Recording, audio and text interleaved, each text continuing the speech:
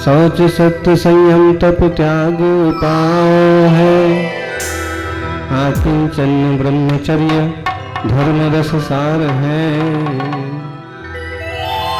चहु गति दुख ते काड़ी सुगति करता रहे।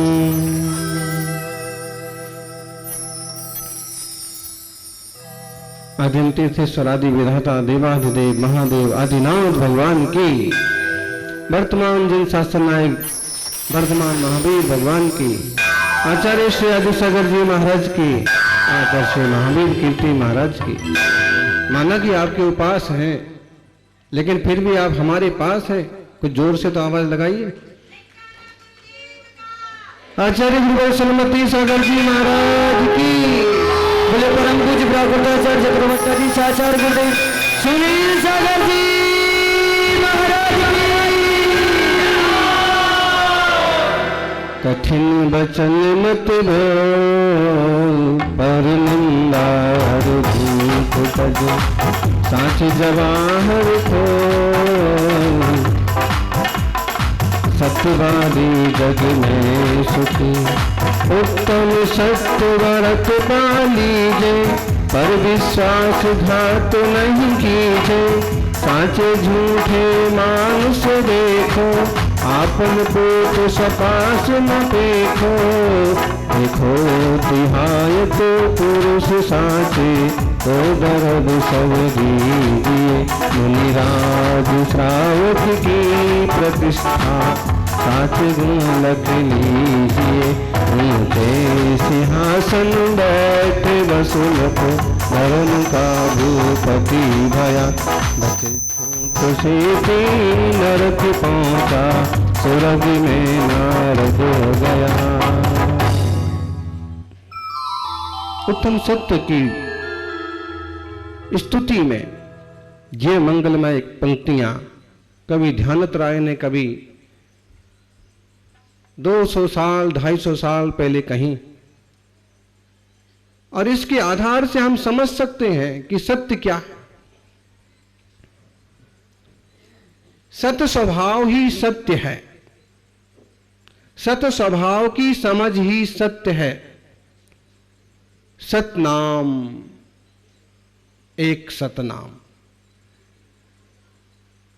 नाम भी रखते हैं सतनाम सिंह, सत्यपाल महाराज, भले झूठपाल हो, नाम तो रख ही देते हैं।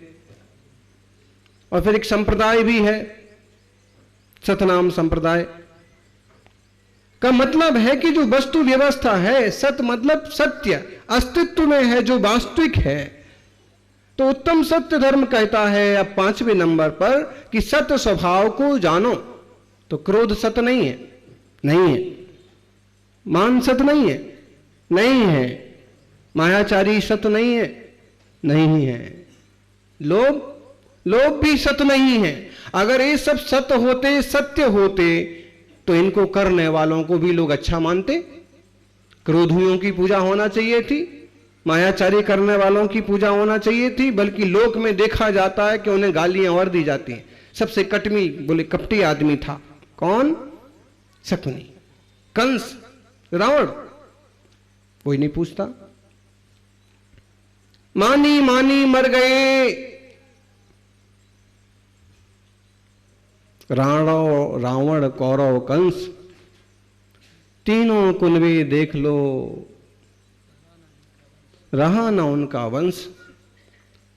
अगर ये इतने महान थे तो फिर इनकी क्यों नहीं अस्तित्व रह गया? तो कहते असत में जीते रहे, झूठ में जीते रहे। जो स्वभाव नहीं है, जो वस्तु व्यवस्था नहीं है, उसमें जीवोगे तो यही होने वाला है। जो हमारा नहीं है उसको हम अपना अपना बना करके रखेंगे तो एक दिन भागने वाला है, जाने वाला है, खत्म होने वाला है। जो हमारा स्वभाव नहीं है, क्षमा क्रोध, क्षमा स्वभाव है। जो स्वभाव नहीं है उनको पकड़ पकड़ के रखा, नुकसान तो होना ही है। मान, और आप देखना मान भी कैसा मीठा है, मीठी छुरी। क्रोध को लोग स्वीकार कर लेते हैं कि हाँ भाई गुस्सा नहीं करना। मान को भी लोग बोलते तो जरूर है कि मान नहीं करना, मायाचारी, लोभ नहीं करना।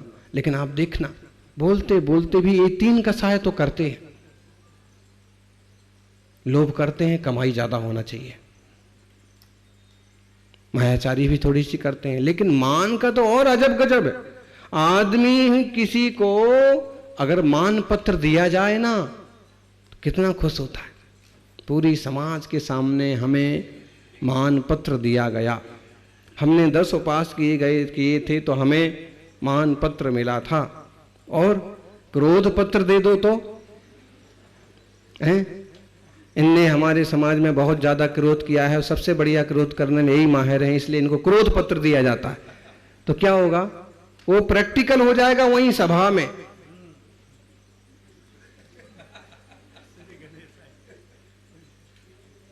क्या ऐसा मेरे को क्रोध पत्र देते हो, लेकिन मान पत्र दो तो हाँ फोटो खींचो भाई मान पत्र के साथ में। अब ये कितना मीठा चोर है मान। कसाएं सभी मीठी चोर हैं, लेकिन क्रोध को तो एक बार भाई मेरे को कोई क्रोधी ना कहे। जब मंच पर बोले ना तो ऐसा बोले कि महाराज जी को कभी क्रोध नहीं आता। इच्छा तो यही होती, लेकिन मेरे को कोई क्रोधी ना कहे। क्रोध में तो एक है कि मुझे को कोई क्रोधी ना कहे। माया में भी है कि कोई माया भी ना कहे, मेरे को कपटी ना कहे। लोभ में भी है कि कोई मेरे को लोभी और कंजूस ना कहे। लेकिन मान में तो लोग कहें सम्माननीय, परम माननीय, और इनको 100 जगह से मान पत्र मिले हुए हैं। ऐसे भाई साहब को हम आमंत्रित करते हैं और भाई साहब भी बड़े अच्छे से आएंगे। क्यों? ये सबसे मीठा चोर है। बराबर, एक कसाय सबसे मीठा चोर है। एक तरह से हमारे ही भावों का घात करता है और हमें लग भी नहीं पाता है कि हम, इसलिए इन चारों को कहा है असत।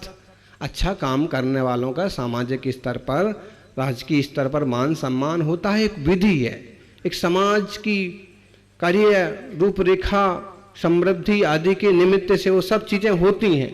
लेकिन वास्तविकता तो यही है कि कसाय भाव नहीं होना चाहिए ज्ञानी के जीवन में। जो ज्ञानी है वो मानी नहीं, और जो मानी है वो ज्ञानी नहीं। इतना स्वाभिमान तो श्रावक को भी होगा कि बिना मतलब के इधर उधर नहीं भटकेगा, जहां चाहे नहीं चला जाएगा। हल्का फुल्का स्वाभिमान तो मुनिराज को भी होगा कि भाई यहीं बैठो, अपनी जगह पर बैठो, इधर उधर मत जाओ। लेकिन अभिमान नहीं होना चाहिए। असत है। जब हम सत्य स्वभाव वाली वस्तु को जानते हैं तो सत्य होता है। आप कहोगे वो भी तो सत्य बोलते थे, राजा हरिश्चंद्र तो सत्य में प्रसिद्ध हुए ही सत्य में प्रसिद्ध, सत्यवादी थे। लेकिन सत्य केवल बोलने की चीज नहीं है, सत्य जीने की चीज है। सत्य कैसे जिया जाता है? बोल करके, और हम जो करते हैं तत्के अनुसार, वो सत्य एक। दूसरा, सही सत्य जीने का तरीका ये है कि मेरा अस्तित्व स्वतंत्र है, पुद्गल का अस्तित्व स्वतंत्र है। मेरी जो है वह जानन देखन शक्ति है, वह मेरा स्वभाव है, और पूर्ण गलन शक्ति है वह पुद्गल का देह का स्वभाव है। जो चीजें इकट्ठी होती हैं वो जाती हैं, ये उनका स्वभाव है। और जो मेरा शांत स्वभाव है वो कहीं जाता नहीं, ये मेरा स्वभाव। मैंने दोनों चीजों को अलग अलग कर करके समझना और अपने सत्य स्वभाव को पकड़ना, सच में ये उत्तम सत्य धर्म है। सत्य वाले बहुत मिल जाएंगे, लेकिन उत्तम सत्य, उत्तम उसी को होगा। उत्तम क्षमा मार्दव आर्जव शौच सत्य, जो सम्यक दर्शन वाले हो गए हैं, जिन्हें वस्तु का बोध बराबर हुआ है, तो वो उत्तम हो गया। वो घसीट नहीं रहे हैं, बस वो सहज आनंद में हैं। अब उन्हें झूठ बोलने से भी कोई मतलब नहीं रह गया, और झूठ जीवन शैली से भी उन्हें कोई मतलब नहीं रह गया। ढंग का जीवन जीने से उन्हें कोई मतलब नहीं। वो ढंग का, शांति का, आनंद का जीवन जीते हैं। अंदर कुछ बाहर कुछ ऐसा उनके पास कुछ भी नहीं है, ज्ञानी के पास, सत्यवादी के पास। तो ये कहा है कठिन वचन मत बोल। सामान्य लोगों को तो इसी ढंग से समझाना पड़ेगा, भाई कठिन वचन मत बोलो, क्योंकि ये भी झूठ कहलाता है। पर निंदा, दूसरों की निंदा भी मत करो। आप कहोगे कि करेंगे, क्यों नहीं करेंगे? नहीं, क्योंकि निंदा करने से उसे दुख होता है। उसे दुख हुआ का मतलब नहीं उसकी गलती थी इसलिए मैंने कही थी और आपने कही, तो ऐसा भी झूठ मत बोलो जो उसके दिल को चोट पहुंचाए। हैं? कभी किसी कारणवश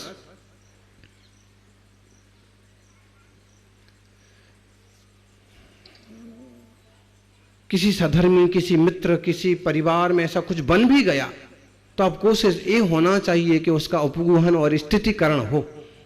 नहीं ये तो सत्य बात है कि उनने चोरी की है, लेकिन आप बताओगे तो उसको बड़ी तकलीफ होगी। कभी कभी कुछ ऐसे लोग होते हैं कि वो अपमान के डर से आत्महत्या करने तक को तैयार हो जाते हैं।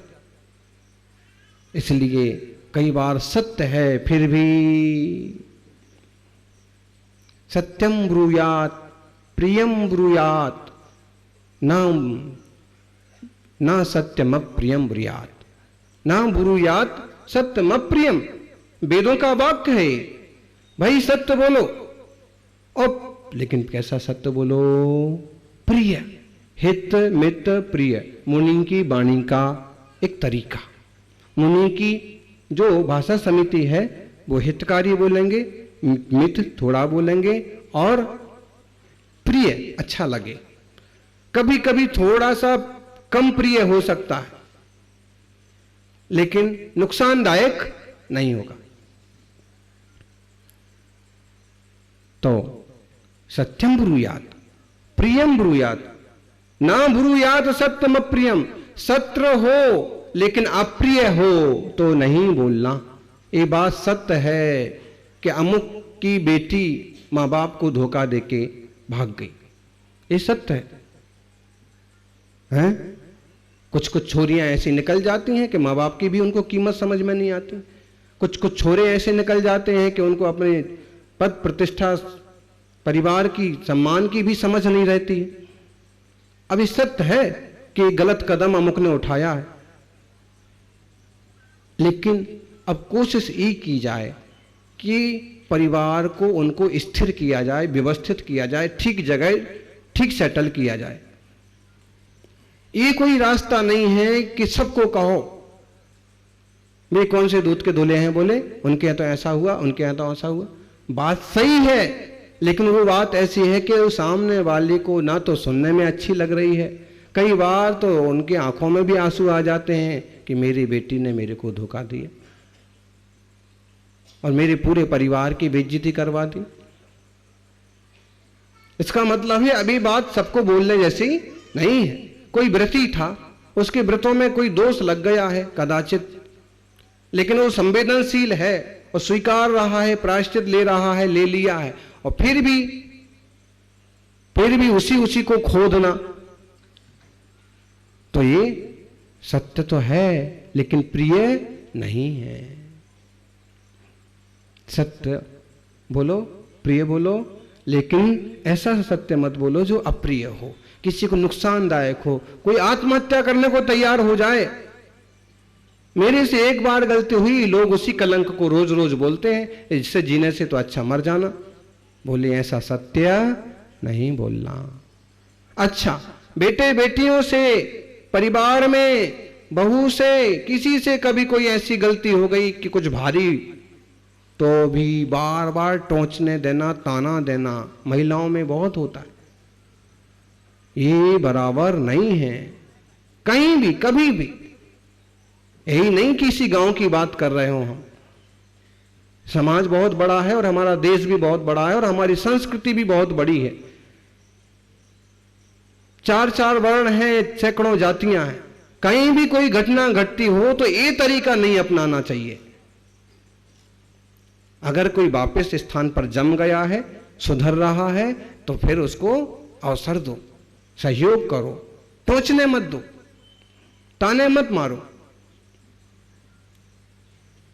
बोलने को बोल देते हैं, बोले लो 100 चूहे मारकर बिल्ली हज को चली, सामने वाले से अगर एक आध गलती हुई हो ना कदाचित, तो उसको ऐसे लगता है कि अभी मैं डूब करके मर जाऊं, मेरे को ऐसा बोल दिया।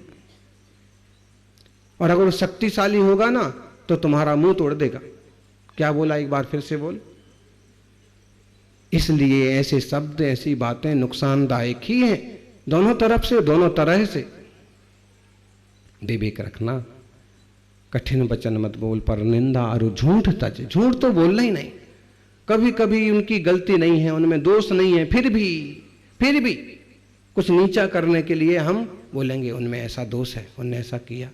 नहीं ज्ञानी, उसकी प्रतिष्ठा पर धप्पा लगाने से क्या फायदा।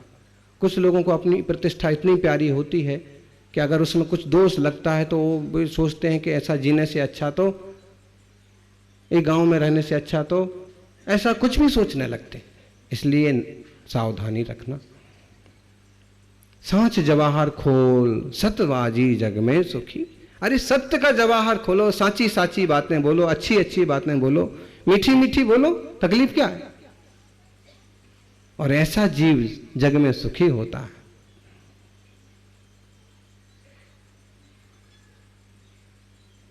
उत्तम सत्य व्रत पालीजे।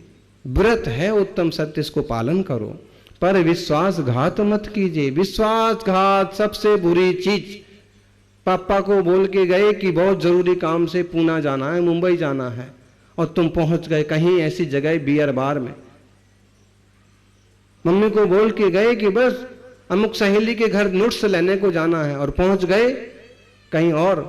माँ बाप का विश्वासघात हुआ, उन्हें मालूम पड़ जाएगा तुम्हारी गलती।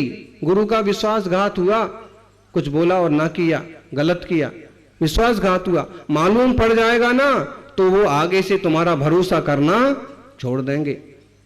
विश्वासघात कभी मत करना। अगर सचमुच कहीं घूमने फिरने ही जाना है तो वैसे ही बोलो और आज्ञा लो, भले थोड़ा सा जोर जबरदस्ती करना पड़े, लेकिन झूठ बोल के नहीं, विश्वासघात करके नहीं।